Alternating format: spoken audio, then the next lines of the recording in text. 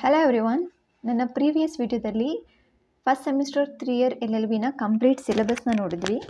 ಈ ವಿಡಿಯೋದಲ್ಲಿ ಕಾನ್ಸ್ಟಿಟ್ಯೂಷನಲ್ ಲಾ 1 ಸಬ್ಜೆಕ್ಟ್ನ ಎಷ್ಟು ಯೂನಿಟ್ಸ್ ಬರುತ್ತೆ, ಪ್ರತಿಯೊಂದು ಯೂನಿಟಲ್ಲಿ ಯಾವ್ಯಾವ ಟಾಪಿಕ್ ಕವರ್ ಆಗುತ್ತೆ ಅನ್ನೋದನ್ನು ನೋಡೋಣ. ಸೊ ಮೊದಲಿಗೆ ನಾನು ನಿಮ್ಮ ಕಾನ್ಸ್ಟಿಟ್ಯೂಷನ್ ಲಾ 1ನಲ್ಲಿ ಏನೆಲ್ಲ ಕವರ್ ಆಗುತ್ತೆ ಅನ್ನೋದನ್ನು ಬೇರ್ ಆ್ಯಕ್ಟಲ್ಲಿ ತೋರಿಸ್ತೀನಿ.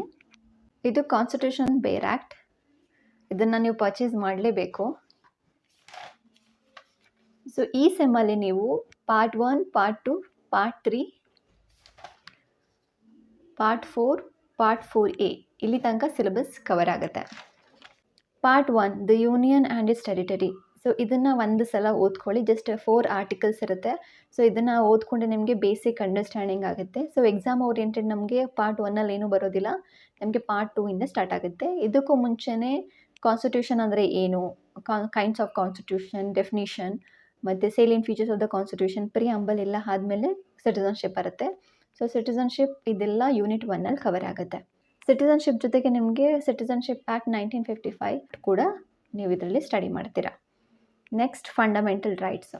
ಫಂಡಮೆಂಟಲ್ ರೈಟ್ಸಲ್ಲಿ ಆರ್ಟಿಕಲ್ 12, 13, 14ನ ಯೂನಿಟ್ 2ಅಲ್ಲಿ ಸ್ಟಡಿ ಮಾಡ್ತೀರಾ. ನೆಕ್ಸ್ಟು ಆರ್ಟಿಕಲ್ 15, 16, 17, 19 ಯೂನಿಟ್ 3 ಕವರ್ ಆಗುತ್ತೆ. ಮತ್ತು ಯೂನಿಟ್ 4ಅಲ್ಲಿ ಆರ್ಟಿಕಲ್ 20, 21, 22, 25, 26, 27, 28 ತನಕನೂ ಕವರ್ ಆಗುತ್ತೆ. ಮತ್ತು ಯೂನಿಟ್ 5ಅಲ್ಲಿ 29, 30 ಮತ್ತು 32 ಜೊತೆಗೆ ನಿಮಗೆ article 226 power of high court to issue certain writs, ಈ ಆರ್ಟಿಕಲ್ ಕೂಡ ನಿಮಗೆ ಕವರ್ ಆಗುತ್ತೆ. ಸೊ ಅದಾದಮೇಲೆ directive principles of state policy and fundamental duties. So ಇದು ಯೂನಿಟ್ 5ಅಲ್ಲಿ ಇಲ್ಲಿಂದ ಕವರ್ ಆಗುತ್ತೆ. ಸೊ ಇದಿಷ್ಟು ಪೋರ್ಷನ್ಸ್ ನಿಮ್ಮ ಕಾನ್ಸ್ಟಿಟ್ಯೂಷನ್ ಲಾ 1ನಲ್ಲಿ ಕವರ್ ಆಗುತ್ತೆ. ಸೊ ನೀವು ಈ ರೀತಿ ಬೇರ್ ಆ್ಯಕ್ಟಲ್ಲಿ ಆರ್ಟಿಕಲ್ಸ್ನ ಮಾರ್ಕ್ ಮಾಡ್ಕೊಂಡ್ಬಿಟ್ರೆ ಯೂನಿಟ್ ವೈಸ್ ನಿಮಗೆ ಈಸಿ ಆಗುತ್ತೆ ಎಕ್ಸಾಮ್ ಟೈಮಲ್ಲಿ ಸ್ಟಡಿ ಮಾಡೋದಕ್ಕೆ, ಮತ್ತು ಯಾವ್ಯಾವ ಆರ್ಟಿಕಲ್ ಮೇಲೆ ಫೋಕಸ್ ಮಾಡಬೇಕು ಅನ್ನೋದು ನಿಮಗೆ ಗೊತ್ತಾಗುತ್ತೆ. ಸೊ ಇವಾಗ ಸಿಲೆಬಸ್ನ ನೋಡೋಣ. ಯೂನಿಟ್ 1ನಲ್ಲಿ meaning and definition of constitution. So ಇಲ್ಲಿ ನೀವು ಹೇಗೆ ಬರೀಬೇಕಂದ್ರೆ, the term constitution is derived from the Latin word constitutor, which means to establish. It is a supreme law of the land. It's a basic document of a state. It consists of the fundamental rules which regulates the distribution of powers between the century and the state. It determines the form of government. So ಈ ರೀತಿಯಾಗಿ ನೀವು ಡೆಫಿನಿಷನ್ನ ಬರೀಬೇಕಾಗತ್ತೆ. ಇದಾದ ನಂತರ ಕೆಲವೊಬ್ಬರು jurist ಬರ್ತಾರೆ, Aristotle ಆಗಿರ್ಬೋದು, Austin ಆಗಿರ್ಬೋದು, ಇನ್ನು 2-3 ಜೂರಿಸ್ಟ್ಗಳದ್ದು ಡೆಫಿನಿಷನ್ನ ನೀವು ಆನ್ಸರಲ್ಲಿ ಬರೀಬೇಕಾಗುತ್ತೆ. ಸೊ ಅರಿಸ್ಟಾಟಲ್ ಹೇಳ್ತಾರೆ, the constitution is the way of life which the state has chosen for itself ಅಂತ. ಆಸ್ಟಿನ್ ಪ್ರಕಾರ constitution fixes the structure of supreme government ಅಂತ ಹೇಳ್ತಾರೆ. Next kinds of constitution. So kinds of constitution ನಾವು ನಮ್ಮ Indian constitution ಜೊತೆಗೆ UK, US ಕಾನ್ಸ್ಟಿಟ್ಯೂಷನ್ನು ನೋಡ್ತೀವಿ. Whether constitution is written or unwritten, federal or unitary, rigid or flexible, parliamentary form of government R presidential form of government ಅನ್ನೋದನ್ನು ನಾವಿಲ್ಲಿ ನೋಡ್ತೀವಿ. ಇಲ್ಲಿ whether Indian constitution is a federal constitution, unitary constitution or quasi federal ಅನ್ನೋದು question ಬರುತ್ತೆ. So ನಿಮಗೆ ಈ ಮೂರದ್ದು difference ಗೊತ್ತಿರಬೇಕು. ಸೊ ಫೆಡ್ರಲ್ ಕಾನ್ಸ್ಟಿಟ್ಯೂಷನ್ ಅಂದರೆ ಏನು, ಯೂನಿಟರಿ ಕಾನ್ಸ್ಟಿಟ್ಯೂಷನ್ ಅಂದರೆ ಏನು ಅಂತ. ಸೊ ಇದು ಇಂಪಾರ್ಟೆಂಟು, ಎಕ್ಸಾಮಲ್ಲಿ ಈ ಕ್ವಶನ್ನು ಬಂದೇ ಬರುತ್ತೆ. ಇದು ತುಂಬಾ ಸಿಂಪಲ್ ಆಗಿದೆ. ಸೊ ನಿಮಗೆ ನೋಟ್ಸ್ ಮಾಡಬೇಕಾದ್ರೆ ನೀವು ಪಾಯಿಂಟ್ ವೈಸ್ ಮಾಡ್ಕೊಂಡು ಹೋಗ್ತಂದರೆ ಎಕ್ಸಾಮ್ಗೆ ಆನ್ಸರ್ ಮಾಡೋದಕ್ಕೆ ಈಸಿ ಆಗುತ್ತೆ. Indian constitution. ಸೊ ನಮ್ಮ ಇಂಡಿಯನ್ ಕಾನ್ಸ್ಟಿಟ್ಯೂಷನ್ ಅಂದರೆ ಏನು, ಅದು ಯಾವಾಗ ಎನ್ಫೋರ್ಸ್ ಆಯಿತು, ಜೊತೆಗೆ salient features of the Indian constitution. This is very important, ಎಕ್ಸಾಮಲ್ಲಿ ಈ ಕ್ವಶನ್ ಬಂದೇ ಬರುತ್ತೆ. ಸೊ ಸೇಲಿಯಂಟ್ ಫೀಚರ್ಸ್ ಅಂದರೆ ನಮ್ಮ Indian constitution, it's a written and detailed constitution, supremacy of the constitution, parliamentary form of government, federal system with unitary features, fundamental rights, fundamental duties, independent judiciary, single citizenship, emergency provisions, directive principles of state policies, sovereign, republic, socialist. So ಇದೆಲ್ಲ ಪಾಯಿಂಟ್ಸ್ಗಳನ್ನ up to 15 to 20 points ಬರುತ್ತೆ. ಇದಿಷ್ಟನ್ನು ನೀವು ಎಕ್ಸಾಮಲ್ಲಿ explain ಮಾಡಿದ್ರೆ 16 ಮಾರ್ಕ್ಸ್ಗೆ answer complete ಆಗುತ್ತೆ. ಇದು ಕೂಡ important topic. Next preamble. Preamble ನಿಮಗೆ ಇಷ್ಟ ಇರೋದು, ಬಟ್ ಇದರಲ್ಲಿ we the people of India, sovereign, socialist, secular, democratic, republic, justice, liberty, equality, fraternity ಇದರಿಷ್ಟದು ಮೀನಿಂಗ್ ಬರಿಬೇಕಾಗುತ್ತೆ. ಇದ್ರ ಜೊತೆಗೆ ತುಂಬಾ ಕೇಸ್ ಲಾಸ್ ಬರುತ್ತೆ. ಒಂದು ಫೇಮಸ್ ಲ್ಯಾಂಡ್ಮಾರ್ಕ್ ಕೇಸ್ ಲಾ ಇದೆ, ಕೇಶವಾನಂದ ಭಾರತಿ ಕೇಸ್ ಮತ್ತು SR ಬೊಮ್ಮಾಯಿ ಕೇಸ್ ಎಲ್ಲನೂ ನಾವು ಪ್ರಿಯಾಂಬಲಲ್ಲಿ ಓದ್ತೀವಿ. Whether preamble is part of the constitution, whether the preamble can be amended, ಈ ರೀತಿಯಾದ ಕ್ವಶನ್ಸ್ ಕೂಡ ಎಕ್ಸಾಮಲ್ಲಿ ಬರುತ್ತೆ. Preambles is also an important topic. ಇದನ್ನು ನೀವು ಕಲ್ತ್ಕೊಳ್ಳೇಬೇಕು, ಯಾಕಂದರೆ ಎಕ್ಸಾಮಲ್ಲಿ ಸೆಲೆಂಟ್ ಫೀಚರ್ಸ್ ಮತ್ತು ಪ್ರಿಯಾಂಬಲ್ ಇದೆರಡರಲ್ಲಿ ಯಾವುದಾದ್ರೂ ಕ್ವೆಶನ್ ಬಂದೇ ಬರುತ್ತೆ. ಪ್ರಿಯಾಂಬಲ್ನ ಶಾರ್ಟ್ ನೋಟ್ಗೂ ಕೂಡ ಕೇಳ್ತಾರೆ. ನೆಕ್ಸ್ಟ್ ಸಿಟಿಸನ್ಶಿಪ್ಪಲ್ಲಿ ನಿಮಗೆ ಆರ್ಟಿಕಲ್ 5 to 11 ತನಕ ಕವರ್ ಆಗುತ್ತೆ. ಸೊ ಇದು ಕಾನ್ಸ್ಟಿಟ್ಯೂಷನಲ್ ಪ್ರಾವಿಷನ್ಸು. ಇದರ ಜೊತೆಗೆ ನೀವು ಸಿಟಿಸನ್ಶಿಪ್ ಆ್ಯಕ್ಟ್ 1955 ಕೂಡ ಸ್ಟಡಿ ಮಾಡ್ತೀರಾ. ಸೊ ಇದು ಪ್ರೀ ಕಾನ್ಸ್ಟಿಟ್ಯೂಷನಲ್ ಪ್ರಾವಿಷನ್ಸು, ಅಂದರೆ ಕಾನ್ಸ್ಟಿಟ್ಯೂಷನ್ ಬರೋದಕ್ಕೂ ಮುಂಚೆನೇ ಯಾರೆಲ್ಲ ಪಾಕಿಸ್ತಾನಕ್ಕೆ ಮೈಗ್ರೇಟ್ ಆಗಿದ್ರು ಮತ್ತು ಪಾಕಿಸ್ತಾನದಿಂದ ಇಂಡಿಯಾಗೆ ಬಂದರು ಮತ್ತು ಅಬ್ರಾಡಿಂದ ಬಂದಿರೋರು ಎಲ್ಲ ಯಾವ ರೀತಿ ಸಿಟಿಸನ್ಶಿಪ್ನ ಅಕ್ವೈರ್ ಮಾಡ್ತಾರೆ ಮತ್ತು ಅದು ಟರ್ಮಿನೇಷನ್ ಹೇಗಾಗುತ್ತೆ ಅನ್ನೋದು. ಕೆಲವು ಸಲ ಅಮೆಂಡ್ಮೆಂಟ್ ಆಗಿದೆ, ಸೊ ಅಲ್ಲಿ ಯಾವುದೆಲ್ಲ ಪ್ರಾವಿಷನ್ಸ್ನ ಕೊಟ್ಟಿದ್ದಾರೆ. ಇದ್ರ ಜೊತೆಗೆ ಸಿಟಿಸನ್ಶಿಪ್ ಆ್ಯಕ್ಟ್ 1955 ಯಾವೆಲ್ಲ ಪ್ರಾವಿಷನ್ಸ್ ಇದೆ, ಸಿಟಿಸನ್ಶಿಪ್ ಅಕ್ವೈರ್ ಮಾಡೋದಕ್ಕೆ ಏನೆಲ್ಲ ಟರ್ಮ್ಸ್ ಆ್ಯಂಡ್ ಕಂಡೀಷನ್ಸ್ ಇದೆ ಮತ್ತು ಅದನ್ನು ಟರ್ಮಿನೇಷನ್ ಹೇಗಾಗುತ್ತೆ ಅನ್ನೋದನ್ನು ಕಲಿತೀರಾ.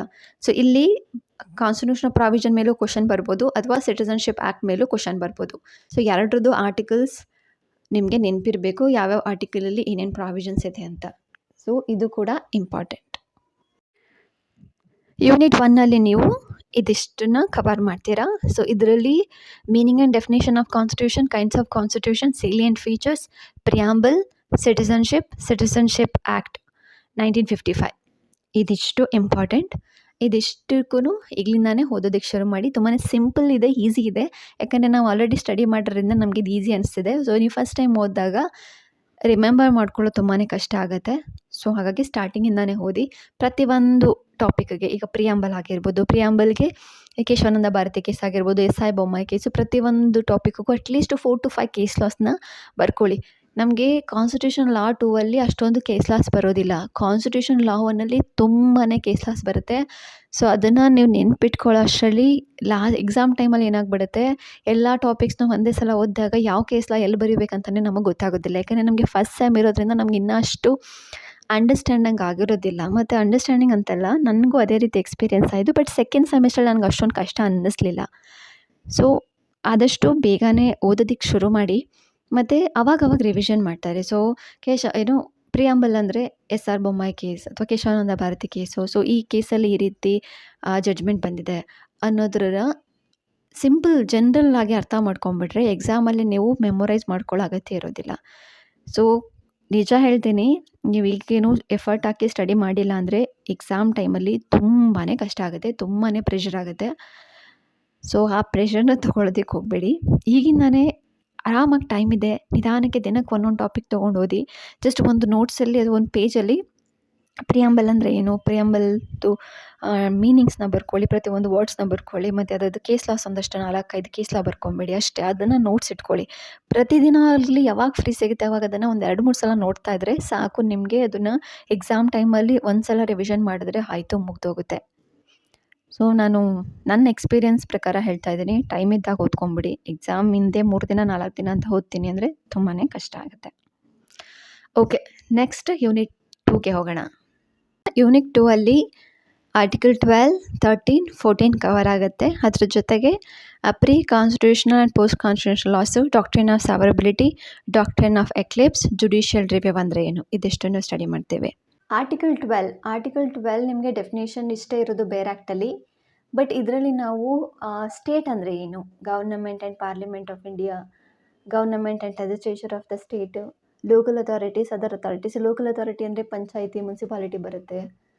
ಅದರ್ ಅಥಾರಿಟೀಸ್ ಅಂತ ಏನಿದೆ, ಇಲ್ಲಿ ಕೆಲವೊಂದು ಇನ್ಸ್ಟ್ರುಮೆಂಟಾಲಿಟಿ ಟೆಸ್ಟ್ ಬರುತ್ತೆ. ಜುಡಿಷಿಯಲ್ ಡಿಸಿಷನ್ನು, ಅಜಯ್ ಹುಸಿಯಾ ವರ್ಸಸ್ ಖಾಲಿದ್ ಮುಜಿಬ್, ಇದು ಕೇಸ್ ಲಾ, ಇದಕ್ಕೆ ಇಂಪಾರ್ಟೆಂಟ್ ಆಗುತ್ತೆ. ಸೊ ಈ ಕೇಸಲ್ಲಿ ಕೆಲವೊಂದು ಡಿಟರ್ಮಿನೇಷನ್ ಅಂದರೆ ಇನ್ಸ್ಟ್ರುಮೆಂಟಾಲಿಟಿ ಟೆಸ್ಟ್ ಅಂತ ಮಾಡ್ತಾರೆ, ಯಾವುದೆಲ್ಲ ಅಥಾರಿಟಿ ಅಂಡರ್ ಅಥಾರಿಟಿಯಲ್ಲಿ ಬರುತ್ತೆ ಅಂತ. ಸೊ ಇದನ್ನು ನಿಮಗೆ ಹೀಗೆ ಹೇಳಿದ್ರೆ ಅರ್ಥ ಆಗೋದಿಲ್ಲ, ಆ ಆರ್ಟಿಕಲ್ 12ನ ನೀವು ಓದಿದಾಗಲೇ ಅರ್ಥ ಆಗುತ್ತೆ. ಸೊ ಆರ್ಟಿಕಲ್ ನಿಮಗೆ ಬೇರೆ ಆಕ್ಟಲ್ಲಿ ತುಂಬಾ ಚಿಕ್ಕದಿರುತ್ತೆ, ಬಟ್ ನೀವು ಇದಕ್ಕೆ ಟೆಕ್ಸ್ಟ್ ಬುಕ್ನ ರೆಫರ್ ಮಾಡಬೇಕು ಅಥವಾ ಕ್ಲಾಸಲ್ಲಿ ಟೀಚರ್ಸ್ ಪಾಠ ಮಾಡಿದಾಗ ನೀವು ಅದನ್ನು ಅರ್ಥ ಮಾಡ್ಕೋಬೋದು. Next article 13. ಆರ್ಟಿಕಲ್ 13 ಅಂದರೆ A meaning of law is inconsistent with fundamental right. ಈಗ ಯಾವುದೇ ಒಂದು ಲಾ ನಮ್ಮ ಫಂಡಮೆಂಟಲ್ ರೈಟ್ಸ್ನ ವೈಲೇಟ್ ಮಾಡ್ತಿದೆ ಅಥವಾ ಕಾನ್ಸ್ಟಿಟ್ಯೂಷನ್ಗೆ ವಿರುದ್ಧವಾಗಿದೆ ಅಂದಾಗ ಏನಾಗುತ್ತೆ ಅನ್ನೋದನ್ನು ಇಲ್ಲಿ ಸ್ಟಡಿ ಮಾಡ್ತೀವಿ. ಮತ್ತು ಇಲ್ಲಿ doctrine of severability, doctrine of eclipse, judicial review. Doctrine of severability ಅಂದರೆ ಈಗ ಯಾವುದೇ ಒಂದು ಲಾ ಬಂದಾಗ ಲಾಲಿ ಯಾವುದೇ ಒಂದು ಪಾರ್ಟ್ ಅನ್ಕಾನ್ಸ್ಟಿಟ್ಯೂಷನಲ್ ಆಗಿದ್ದಾಗ ಅಥವಾ ಫಂಡಮೆಂಟಲ್ನ ವೈಲೇಟ್ ಮಾಡ್ತಿದೆ ಅಂದಾಗ ಅದು ಒಂದು ಪಾರ್ಟ್ ಏನಿದೆ ಅದು ಒಂದು ಪಾರ್ಟನ್ನು ನಾವು ರಿಮೂವ್ ಮಾಡಿ ನೆಕ್ಸ್ಟ್ ರಿಮೈನಿಂಗ್ ಏನಿದೆ ಅದು ಕಂಟಿನ್ಯೂ ಆಗುತ್ತೆ.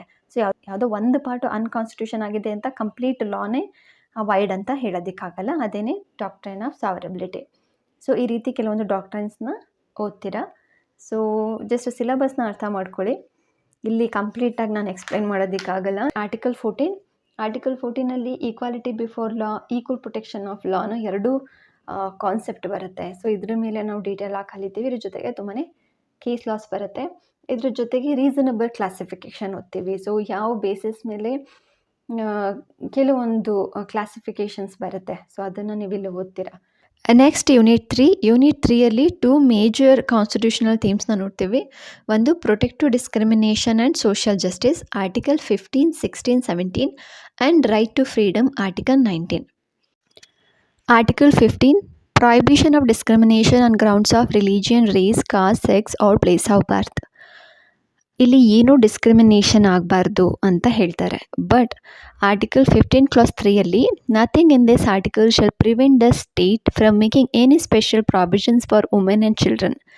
ಇದ್ರ ಜೊತೆಗೆ special provision for the advancement of any socially and economically backward classes of citizens or for the scheduled caste and the scheduled tribes. So ಇದು ಪ್ರೊಟೆಕ್ಟಿವ್ ಡಿಸ್ಕ್ರಿಮಿನೇಷನ್ ಅಂಡರಲ್ಲಿ ಬರುತ್ತೆ.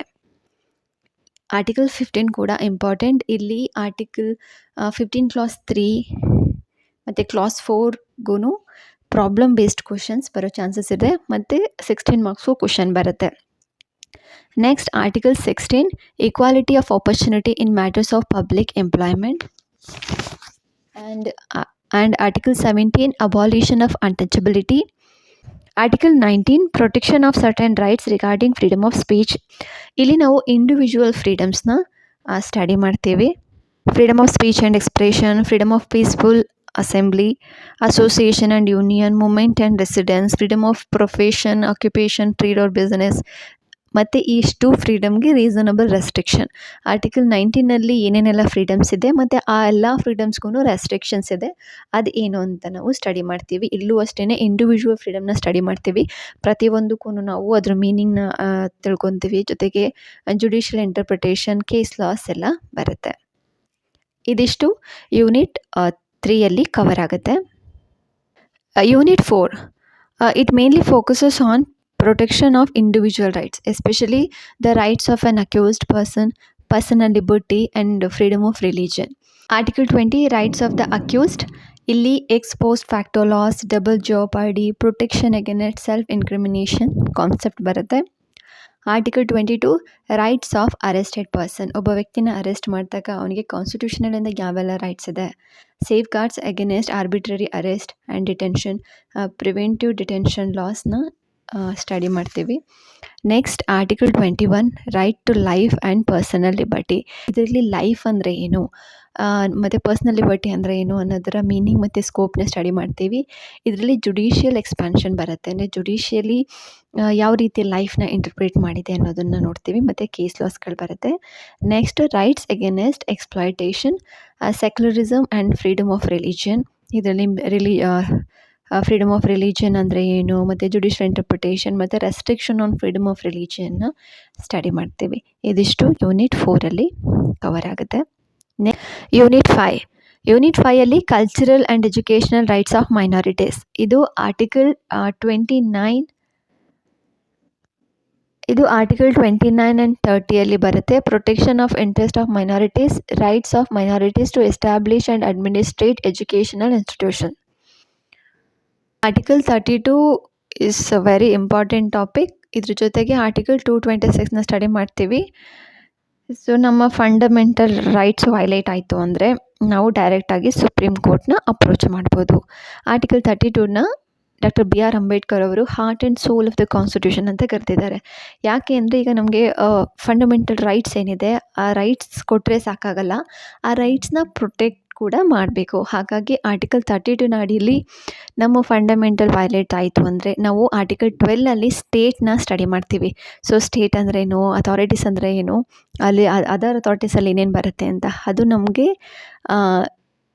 ಆರ್ಟಿಕಲ್ 32ಅಲ್ಲಿ ಆಗುತ್ತೆ. ಈಗ ನಮ್ಮದು ಯಾವುದೇ ಒಂದು ಗೌರ್ನಮೆಂಟ್ ಎಂಪ್ಲಾಯಿ ಆಗಿರ್ಬೋದು, ನಮ್ಮದು ಫಂಡಮೆಂಟಲ್ ರೈಟ್ಸ್ನ ವೈಲೇಟ್ ಮಾಡ್ತು ಅಂದರೆ ನಾವು ಡೈರೆಕ್ಟಾಗಿ ಸುಪ್ರೀಂ ಕೋರ್ಟ್ನ ಅಪ್ರೋಚ್ ಮಾಡ್ಬೋದು. ಕೈಂಡ್ಸ್ ಆಫ್ ರಿಟ್ಸ್ ಇದು ಕೂಡ ಇಂಪಾರ್ಟೆಂಟ್ ಟಾಪಿಕ್. ಎಕ್ಸಾಮಲ್ಲಿ ಇದು ಶಾರ್ಟ್ ನೋಟ್ಗೂ ಬರ್ಬೋದು ಅಥವಾ 16 ಮಾರ್ಕ್ಸ್ ಕ್ವೆಶನ್ಗೂ ಬರ್ಬೋದು. ಹಿಬಿಯಸ್ ಕಾರ್ಪಸ್ ಅಂದರೆ ಏನು, ಮ್ಯಾಂಡಮಸ್ ಅಂದರೆ ಏನು, ಸರ್ಷರರಿ, ಪ್ರಾಯಿಬಿಷನ್, ಕ್ಯೂ ವಾರಂಟು, ಈ 5 ರಿಟ್ಸ್ ಏನಿದೆ ಇದ್ರ ಬಗ್ಗೆ ನಾವು ಸ್ಟಡಿ ಮಾಡ್ತೇವೆ. ರೈಟ್ ಟು ಪ್ರಾಪರ್ಟಿ ಒರಿಜಿನಲಿ ನಮಗಿದು ಫಂಡಮೆಂಟಲ್ ರೈಟ್ ಆಗಿತ್ತು. ಬಟ್ ಆಫ್ಟರ್ 1978 44th ಅಮೆಂಡ್ಮೆಂಟಲ್ಲಿ ಇದನ್ನು ರಿಮೂವ್ ಮಾಡಿದ್ದಾರೆ. ಮತ್ತು ಇವಾಗ ಇದು ಆರ್ಟಿಕಲ್ 300A ಅಲ್ಲಿ ಇದು ಪ್ರೊಟೆಕ್ಟೆಡ್ ಆಗಿದೆ. Next directive principles of state policy, ಇದು ಪಾರ್ಟ್ 4ಅಲ್ಲಿ ಬರುತ್ತೆ. ಇಲ್ಲಿ ಆರ್ಟಿಕಲ್ 36ಇಂದ ಆರ್ಟಿಕಲ್ 51 ತನಕ ಕವರ್ ಆಗುತ್ತೆ. ಇಲ್ಲಿ ನಾವು ಎಲ್ಲ ಆರ್ಟಿಕಲ್ಸು ನೆನಪಿಲ್ಲ ಅಂದ್ರೂ ಡೈರೆಕ್ಟಿವ್ ಪ್ರಿನ್ಸಿಪಲ್ಸ್ ಸ್ಟೇಟ್ ಪಾಲಿಸಿ ಅಂತ ಬರೆದು ಆರ್ಟಿಕಲ್ 36 to 51 ಅಂತ ಬರೆದು ನೀವು ಯಾವ್ಯಾವ್ದು ಆರ್ಟಿಕಲ್ ನೆನಪಿದೆ ಅದನ್ನು ನೆನಪಿಟ್ಕೊಂಡು ಬರಿಬೋದು. ಇಲ್ಲಾಂದರೆ ಇಂಡಿವಿಜುವಲ್ ಆಗಿ ಪಾಯಿಂಟ್ ವೈಸ್ ಮಾಡಿಕೊಂಡು ನೀವು ಎಕ್ಸ್ಪ್ಲೈನ್ ಮಾಡ್ತಾ ಹೋಗ್ಬೋದು. ಇದು ಕೂಡ 16 ಮಾರ್ಕ್ಸ್ ಕ್ವಶನ್ಗೆ ಬರುತ್ತೆ. ನೆಕ್ಸ್ಟ್ ಫಂಡಮೆಂಟಲ್ ಡ್ಯೂಟೀಸ್, ಇದು ಆರ್ಟಿಕಲ್ 51A. ಇದು ನಮ್ಮ ಲಾಸ್ಟ್ ಟಾಪಿಕ್. ಇದು ಯೂನಿಟ್ 5ಅಲ್ಲಿ ಕವರ್ ಆಗುತ್ತೆ. ಇದ್ರ ಜೊತೆಗೆ relation between directive principles of state policy and fundamental rights ಅನ್ನೋ ಟಾಪಿಕ್ ಕೂಡ ಬರುತ್ತೆ, ಅದು ಕೂಡ ಇಂಪಾರ್ಟೆಂಟ್. ಇದಿಷ್ಟು ನಿಮ್ಮ ಕಾನ್ಸ್ಟಿಟ್ಯೂಷನ್ ಲಾ 1 ಸಿಲೆಬಸ್. ಅರ್ಥ ಆಯಿತು ಅಂತ ಅಂದ್ಕೊತೀನಿ. ನಿಮ್ಗೆ ಏನೇ ಡೌಟ್ಸ್ ಇದ್ರೂ ಕ್ವಶನ್ಸ್ ಇದ್ರೂ ಕಮೆಂಟಲ್ಲಿ ತಿಳಿಸ್ಬೋದು. ಮತ್ತು ಈ ವಿಡಿಯೋ ನಿಮಗೆ ಇಷ್ಟ ಆಗಿದ್ದರೆ, ಯೂಸ್ಫುಲ್ ಅನಿಸಿದರೆ ಲೈಕ್ ಮಾಡಿ. ಮತ್ತು ಯಾರೆಲ್ಲ ಲಾ ಸ್ಟೂಡೆಂಟ್ಸ್ ಇದ್ದಾರೆ, ನ್ಯೂಲಿ ಜಾಯ್ನ್ ಆಗಿದ್ದಾರೆ, ಅವರಿಗೆ ಶೇರ್ ಮಾಡಿ. ಮತ್ತು ಯಾವುದೇ ಟಾಪಿಕ್ ಬಗ್ಗೆ ವಿಡಿಯೋ ಮಾಡಬೇಕಂದ್ರೂ ನೀವು ಕಮೆಂಟಲ್ಲಿ ತಿಳಿಸ್ಬೋದು. ನೆಕ್ಸ್ಟ್ ವಿಡಿಯೋದಲ್ಲಿ ಸಿಗೋಣ. ಬಾಯ್ ಬಾಯ್.